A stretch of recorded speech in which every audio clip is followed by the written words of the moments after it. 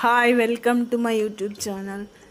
పానీపూరి కోసం బయట స్టోర్లో దొరుకుతాయి కదా, సూపర్ స్టోర్లో పూరీలు రెడీమేడ్ అవి తెచ్చుకొని డీప్ ఫ్రై చేసుకోవాలి. మెల్లిగా సిమ్లో పెట్టుకొని వేపితే బాగా పొంగుతాయి. అవన్నీ మొత్తం వేపుకొని కొన్ని పక్కన పెట్టేసుకున్నా. ఇప్పుడు పానీ ప్రిపేర్ చేసుకునే కోసం కొత్తిమీర పుదీనా ఈక్వల్ తీసుకోవాలి.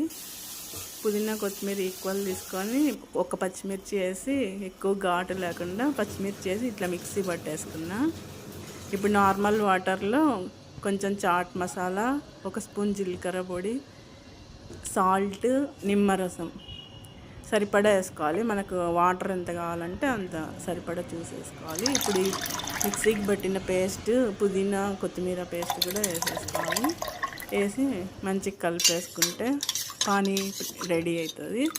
సేమ్ బయట స్ట్రీట్లో ఉండే పానీపూరి బండ్లు ఉంటాయి కదా, అక్కడలాగా టేస్ట్ బాగుంటుంది. ట్రై చేయండి ఎవరికన్నా నచ్చితే. ఇప్పుడు నేను స్టఫ్ కోసం ఆలు బఠానీ ఇలా ఆనియన్ టమాటా వేసిన. ఎవరైనా కావాలంటే ఆలు బఠానీ మిక్స్ చేసుకోవచ్చు ఉడికిచ్చి. ఇట్లా కూడా బాగుంది, ట్రై చేయండి. నచ్చితే లైక్ చేయండి, షేర్ చేయండి, సబ్స్క్రైబ్ చేయండి. ఈవినింగ్ స్నాక్స్ కోసం హెల్తీగా ఇంట్లో ఇట్లా పిల్లలకి పెద్దోళ్ళకి పానీపూరి ప్రిపేర్ చేసేయండి. బాయ్.